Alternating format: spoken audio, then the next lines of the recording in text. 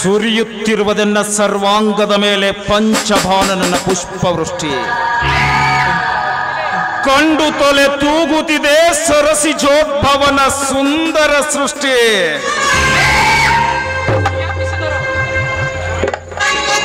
ಎಷ್ಟು ಯತ್ನಿಸಿದರು ಕೇಳದೆ ಮನವೆಂಬ ಮರ್ಕಟ ಹಾತೊರೆಯುತ್ತಿದೆ ಸೀತಾಳ ಮೇಲೆ ಕಾಮದೃಷ್ಟಿ.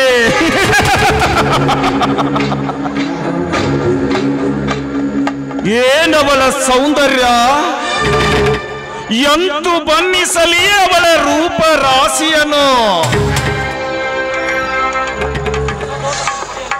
ಕಲ್ಪನೆಯ ಕಾನನದ ಕಾಮಿನಿಯರ ರಸ ದೌತನವನ್ನು ಸವಿಯಬೇಕೆಂದು ಎನ್ನ ಮನ ಹಾತೊರೆಯುತ್ತಿರುವಾಗ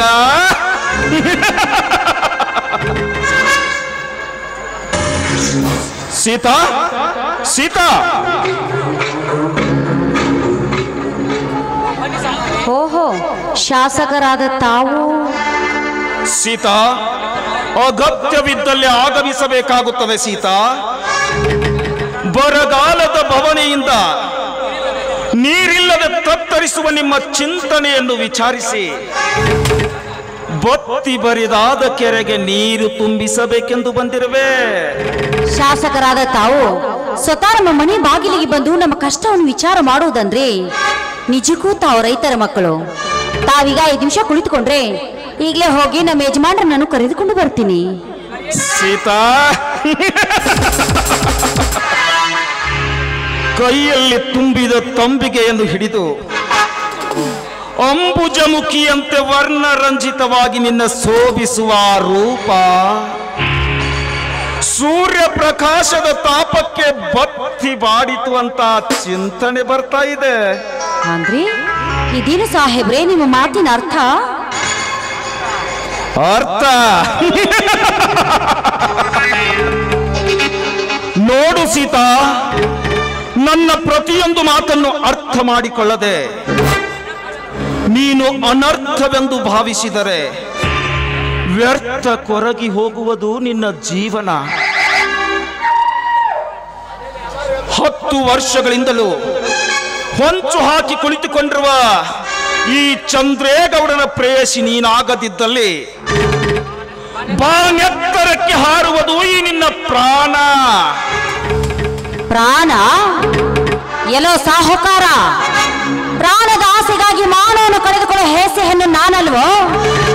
ಶ್ರೀರಾಮ ದೇವರಂತ ಸಿದ್ದರಾಮನ ಕೈ ಹಿಡಿದ ನಾನು ಈ ಕಲಿಯುಗದ ಸೀತೆ. ಮರ್ಯಾದಿಂದ ನನ್ನ ಗಂಡ ಕಟ್ಟಿದ ತಾಳಿಯನ್ನು ನೋಡಿ ನೀನಿಲ್ಲಿಂದ ಮತ್ತೆ ಹೋಗದಿದ್ರೆ ರಾವಣಾಗ ನಿನ್ನನ್ನು ಕೊಟ್ಟಿಕೊಳ್ಳೋದಕ್ಕೆ ಶ್ರೀರಾಮ ಬಂದೇ ಬರುತ್ತಾನೆ, ನೆನಪಿರಲಿ. ಶ್ರೀರಾಮ ಅಂದು ರಾವಣ ಸನ್ಯಾಸಿಯಾಗಿ ಬಂದು ಸೀತೆಯನ್ನು ಅಪಹರಿಸಿಕೊಂಡು ಹೋಗುವಾಗ ಎಲ್ಲಿ ಅಡಗಿತ್ತು ನಿನ್ನ ಶ್ರೀರಾಮನ ಶಕ್ತಿ? ಮಾರೀಚನೆಂಬ ಮಾಯದ ಜಿಂಕೆಗೆ ಮನಸ್ಸೋತು ನನ್ನ ಪ್ರೇಮದ ಮಾತಿನಲ್ಲಿ ಅಡಗಿತ್ತು ಆ ನನ್ನ ಶ್ರೀರಾಮನ ಶಕ್ತಿ.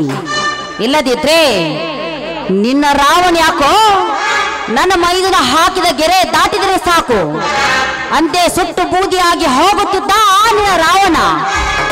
ಅವನಂತೆ ನೀನು ಕೂಡ ಮಾಯದ ಜಿಂಕೆಯನ್ನು ಬಿಡಲು ಬಂದ್ರೆ ಅಂಕೆ ಮುಗಿಯೋದ್ರೊಳಗೆ ಹಾರಿ ಹೋಗುವುದು ನಿನ್ನ ಪ್ರಾಣ. ನನ್ನ ಪ್ರಾಣ ಯಮಧರ್ಮನನ್ನೇ ಬೆಂಡಿಗೆ ಕಟ್ಟಿಕೊಂಡು ಮಣ್ಣಿನ ಮಗನಾಗಿ ಚಿನ್ನದ ನೇಗಿಲನ್ನು ಹಿಡಿದು ನಿನ್ನಲ್ಲಿಗೆ ಬಂದಿರುವ ಈ ಇಂದು ಧರನಿಗೆ ಯಾರಿಂದಲೂ ಭಯವಿಲ್ಲ ಸೀತಾ. ಅನ್ನ ನೀರು ಇಲ್ಲದೆ ನೇತು ಹಾಕಿಕೊಳ್ಳುವ ಈ ಕಾಲದಲ್ಲಿ ಹೊಲ ಕಳೆದುಕೊಂಡು ಬಿಕಾರಿಯಾದ ಸಿದ್ದರಾಮನ ಕೈಬಿಟ್ಟು ಬಟ್ಟಂಗಿ ಸಾರಿ ರಾಷ್ಟ್ರಧ್ವಜವನ್ನು ಎತ್ತಿ ಹಿಡಿದ ಈ ಚಂದ್ರೇಗೌಡನ ಒಡತಿ ನೀನಾದರೆ ನಿತ್ಯ ಹಂಸ ತೊಲಿ ಕಾತಲ್ಪದಲ್ಲಿ ತೂಗಿಸಿಕೊಳ್ಳುವೆ ಸಾವಿರಾರು ದಾಸಿಯರ ಕೈಯಿಂದ. ಎಲ್ಲೋ ನೀಚ, ಅಗ್ನಿ ಸಾಕ್ಷಿಯಾಗಿ ನನ್ನ ಕೊರಳಿಗೆ ತಾಳಿ ಕಟ್ಟಿದ ನನ್ನ ಗಂಡ ಕುಂಟನೇ ಆಗಲಿ ಕುರುಡನೇ ಆಗಲಿ ಅವರೇ ನನ್ನ ಪಾಲಿನ ದೇವರು. ಆ ದೇವರ ಕೈ ಬಿಟ್ಟು ಬಾ ಎಂದು ಆಸೆ ತೋರಿಸೋ ನಿನ್ನ ತೂಗು ಉಯ್ಯಾಲೆ ನಾನು ಮೆಟ್ಟು ಬಿಟ್ಟ ಹರಕ ಚಪ್ಪಲಿ ಸಮಾನ. ಕೆಳಗಿಳಿಸ ನಿನ್ನ ಕೈಯನ್ನು.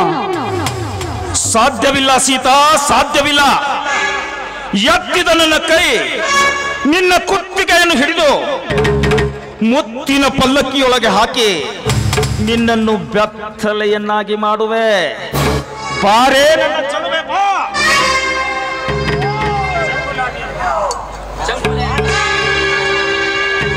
ಚಂಗುಲಾಬಿ ಅಂತ ನಿನ್ನ ದೇಹವನ್ನು ನನಗೆ ಅರ್ಪಿಸಿ ಮುಪ್ಪಿನ ಮುದುಕರು ಕೂಡ ದಿಗ್ಭ್ರಾಂತಿಯಾಗುವಂತೆ ಈ ಹದಿಹರೆಯದ ಧೀರನಿಗೆ ಬಂದು ನಿನ್ನ ಕೆಂದುಟಿಯ ಚುಂಬನವನ್ನು ನೀಡು. ಮಾನಿನಿಯರ ಮಾನ ರಕ್ಷಣೆ ಮಾಡಬೇಕಾದ ನೀನು ಇಂಥ ಹೇಸಿ ಕೆಲಸಕ್ಕೆ ಕೈ ಹಾಕುತ್ತಿರುವೆ ಅಂದ ಮೇಲೆ ನಿನ್ನಂತವನಿಗೆ ಇದೇ ಸರಿಯಾದ ಶಿಕ್ಷೆ. ಸೀತಾ, ಕಲಿಯುಗದ ಕುಬೇರನಾಗಿ ರಾಜಕೀಯ ರತ್ನವೆನಿಸಿಕೊಂಡಿರುವ ಈ ಗಂಡಿನ ಕೆನ್ನೆಗೆ ಬಾರಿಸಿದೆಯಾ ಶಲ್ಯ? ಮರ್ಯಾದೆಯಿಂದ ನಿನ್ನ ದೇಹವನ್ನು ನನಗೆ ಅರ್ಪಿಸುವೆಯೋ ಇಲ್ಲ ಮಸನದ ಹಿಡಿದ. ಓಹೋ ಓಹೋ, ಪಿಸ್ತೂಲ್ ತೋರಿಸಿ ನನ್ನ ಹೆದರಿಸ್ತೀಯಾ?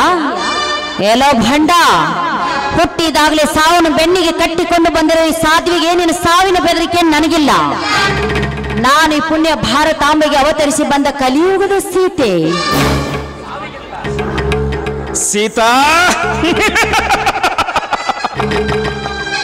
ಸಾವಿಗಿಂತ ಶೀಲವ ಮೇಲೆಂದು ಹುಚ್ಚದ್ದು ಹಾರುವ ಹೆಣ್ಣೆ, ಮುಗಿಯಿತು ಇವತ್ತಿಗೆ ನಿನ್ನ ಕತೆ.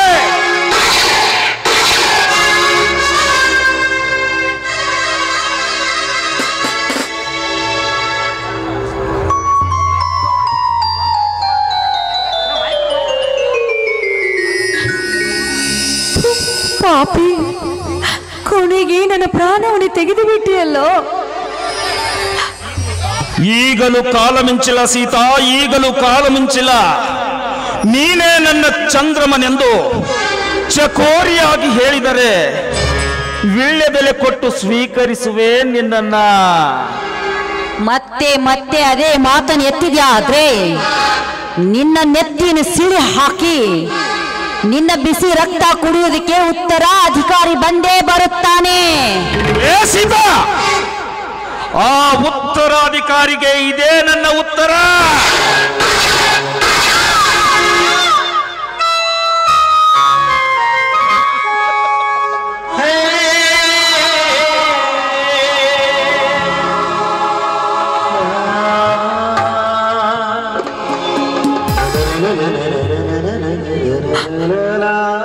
ಕುಮಾರ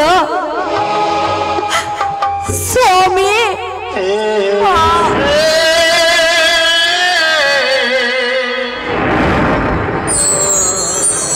ಅಮ್ಮ, ಯಾಕಮ್ಮ ನಿನ್ನ ಮೈಯೆಲ್ಲ ರಕ್ತ ಏಕೆ ಹರಿದು ಬರುತ್ತಿದೆ? ಏನಾಗಿದೆ ಅಮ್ಮ ನಿನಗೆ? ಅಳಬೇಡ ಕಂದ, ಅಳಬೇಡ.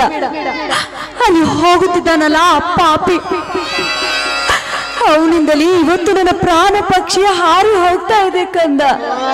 ಈಗಲೇ ಹೋಗಿ ಆ ಗೌಡನನ್ನು ನಿಲ್ಲಿಸಿ ಕೇಳ್ತೇನಮ್ಮ. ಬೇಡಪ್ಪ, ಬೇಡ. ಮೊದ್ಲೇ ಅವನೊಬ್ಬ ಕ್ರೂರಿ, ಅವನೊಬ್ಬ ಕಟುಕ. ಇಲ್ಲಮ್ಮ, ಇಲ್ಲ. ಅವನೆಂತ ಕಟುಕನಿದ್ದರೂ ಅವನ ಗಂಟಲ ಶಿಳೆಯನು, ಅವನ ನೆತ್ತರ ಕುಡಿಯುವ ಸಾಮರ್ಥ್ಯ ನಿನ್ನ ಎದೆ ಹಾಲಿನಲ್ಲಿದೆ ಅಮ್ಮ. ಇದ್ಯಾವ ಮರಿಯೊಂದು ಈ ಸಿಂಹದ ಮರಿಯನ್ನು ತಿರುವಿದರೆ ಅವನ ತಲೆಯನ್ನೇ ಕತ್ತರಿಸಿ ಹಾಕಿ ಬಿಡುತ್ತೇನೆ. ಬೇಡ ಕಂದ, ಹಾಗೆಲ್ಲ ಹಠ ಹಿಡಿಯಬೇಡ. ನಿನ್ನ ಹಾಗೆ ಹಠ ಹಿಡಿದು ಅಭಿಮನ್ಯು ಚಕ್ರವ್ಯೂಹ ಕೋಟೆಗೆ ಹೋಗಿ ತನ್ನ ಪ್ರಾಣವನ್ನೇ ಕಳೆದುಕೊಂಡ. ಅದು ಅಲ್ಲದೆ ಈ ವಿಷಯವನ್ನು ನಿನ್ನ ಚಿಕ್ಕಪ್ಪನಿಗೂ ಹೇಳ್ಬೇಡ ಕಂದ. ಯಾಕಮ್ಮ? ಈ ನಾಡಿಗೆ ಗಂಡುಗಲಿ ಎನಿಸಿಕೊಂಡ ನನ್ನ ಪುಂಡ ಚಿಕ್ಕಪ್ಪನಿಗೆ ಹೇಳಿ ಆಗುವಂತೆ ಹೇಳ್ತೇನಮ್ಮ. ಸಾಧ್ಯವಿಲ್ಲ. ಹೆತ್ತ ತಾಯಿ ನೋವಿನಿಂದ ಬೆಂದಾದಾಗ ಈ ನನ್ನ ಗಂಡು ದೇಹ ಶಾಂತವಾಗಬೇಕೆಂದರೆ ಮೊದಲು ಆ ಗೌಡನ ರಕ್ತ ನೋಡಬೇಕು. ಅಲ್ಲಿಯವರೆಗೂ ನನ್ನ ಮನಸ್ಸಿಗೆ ನೆಮ್ಮದಿ ಇಲ್ಲ, ಶಾಂತಿ ಇಲ್ಲ. ಕಂದ, ನಂದೊಂದೇ ಒಂದು ಮಾತು ನಡೆಸ್ಕೊಡ್ತೇನಪ್ಪ. ಆಯ್ತಮ್ಮ, ಆಯ್ತು. ಕಂದ, ಮುಂಬರು ಕಷ್ಟಗಳಿಗೆ ಎದೆಗೊಟ್ಟು ಈ ನಿನ್ನ ಹೆತ್ತ ತಾಯಿ ಹೆಸರು ತಾ ಮಗನೇ. ಮುಂದೊಂದು ದಿನ ಸಮಯ ಸಾಧಿಸಿ ಆ ಪಾಪಿ ಯಾರು ಅಂತ ನಿನ್ನ ಚಿಕ್ಕಪ್ಪನಿಗೆ ತಿಳಿಸಿ ನಿನ್ನ ತಿಳಿಬ ಜೀವನದಲ್ಲಿ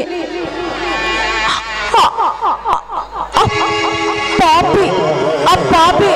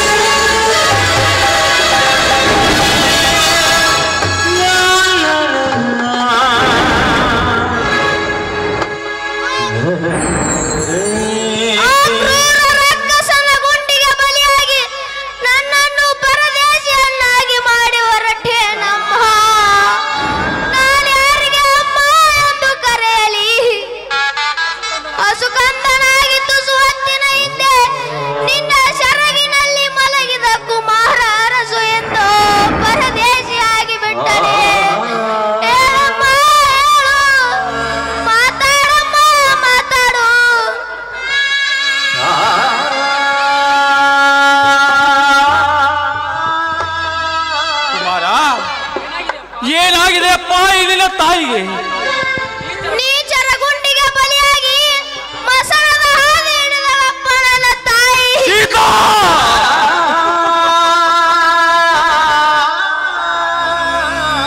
ಸೀತಾ ಆ ಕ್ರೂರ ಮೃಗದ ದಂತಕ್ಕೆ ಸಿಲುಕಿ ನಾಶವಾಗಿ ಹೋದೆಯ.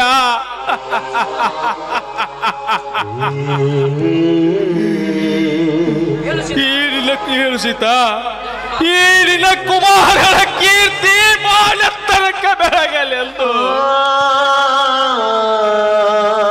ರಸಿದನಿಂದು ಅವರ ಸಂತೋಷದ ಕಣ್ಣೀರು ಒರೆಸದೆ ಹಾಗೆ ಸೀತಾ ಸೀತಾ ಹೇಳು ಸೀತಾ, ಎದ್ದು ಮಾತನಾಡು ಸೀತಾ, ಎದ್ದು ಮಾತನಾಡು.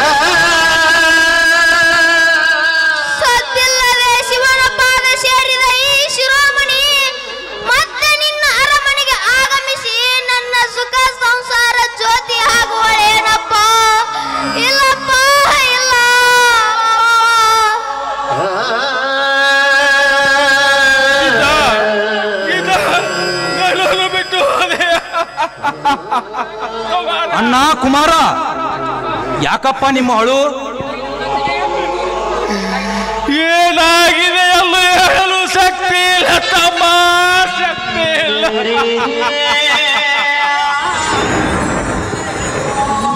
ಅಂದರೆ ಅಂದರೆ ಯಾವನು ಒಬ್ಬ ನೀಚನ ಗುಂಡಿಗೆ ಬಲಿಯಾಗಿದ್ದಪ್ಪ ಇಳಿರತ್ತಿಗೆ. ಅಣ್ಣ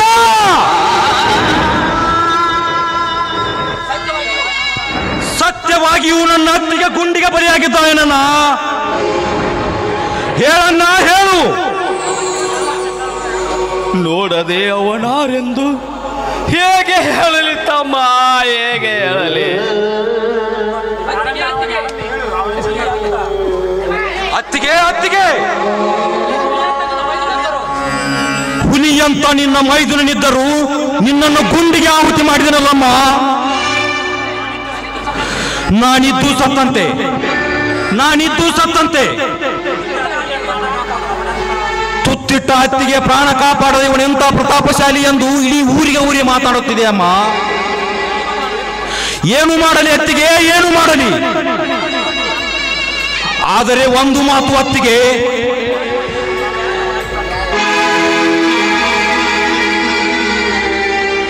ಅನ್ಯಾಯವಾಗಿ ನಿನ್ನ ಪ್ರಾಣ ತೆಗೆದವನೆಂತ ಪ್ರತಾಪಶಾಲಿಯಾಗಿದ್ದರೂ ಸರಿ,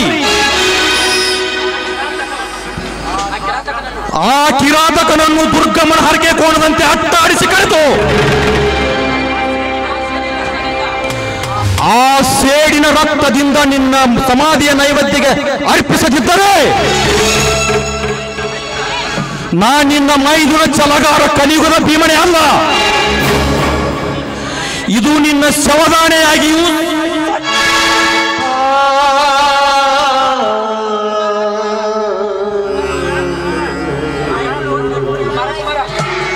ಕುಮಾರ ಎಲ್ಲದಕ್ಕೂ ಕಾಲ ಕೂಡಿ ಬರಬೇಕು ಚಿಕ್ಕಪ್ಪ.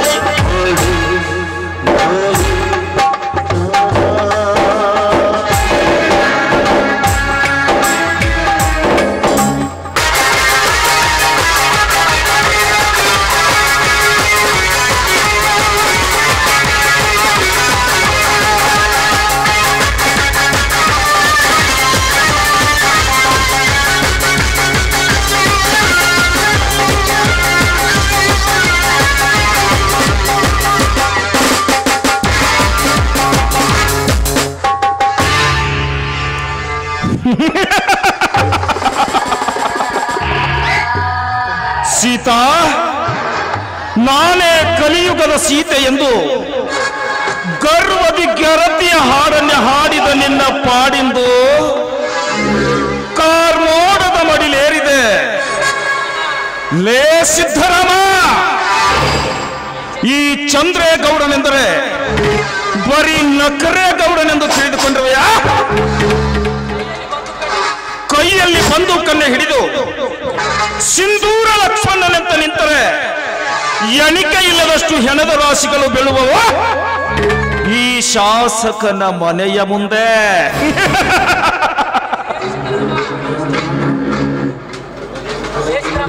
ಲೇ ಸಿದ್ಧರಾಮ, ಎಂದು ನೀವಿಬ್ಬರು ಅಣ್ಣ ತಮ್ಮಂದಿರು ಶರಣೆಂದು ನನ್ನ ಪಾದಕ್ಕೆ ಎರಗುವಿರೋ ಅಲ್ಲಿಗೆ ಮುಕ್ತಾಯವಾಗುತ್ತದೆ ನನ್ನ ಹಳೆಯ ಸೇಡೋ.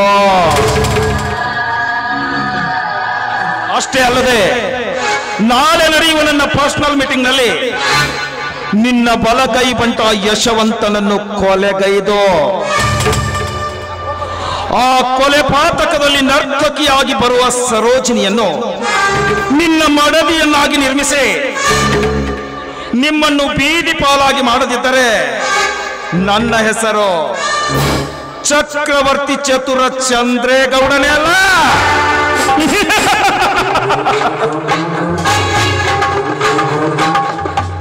ಕಾರ್ಬಾರಿ, ಲೇ ಕಾರ್ಬಾರಿ,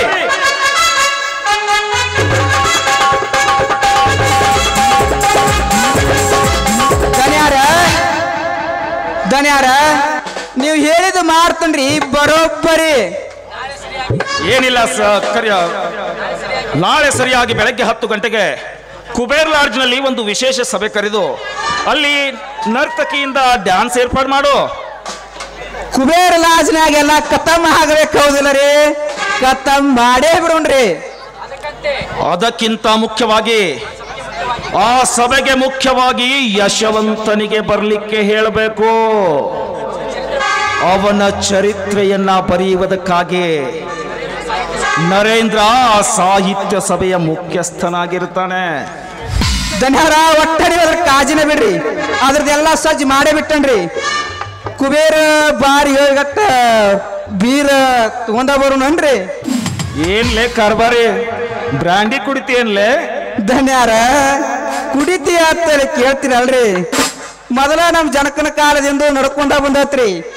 ಕೆಟ್ಟ ಹಲಕಟ್ಟು ಚಟ ಸೀರೈತೆ ಅಂದ ಮ್ಯಾಲ ಬಿಡುವುದು ಯಾಕ್ರಿ? ಆಯ್ತು ಕಾರ್ಬಾರಿ, ಏನು ಕುಡಿತಿ ಕುಡಿಯಕ್ಕೆ ನಡಿ ಹೋಗೋಣ. ನಡ್ರಿ.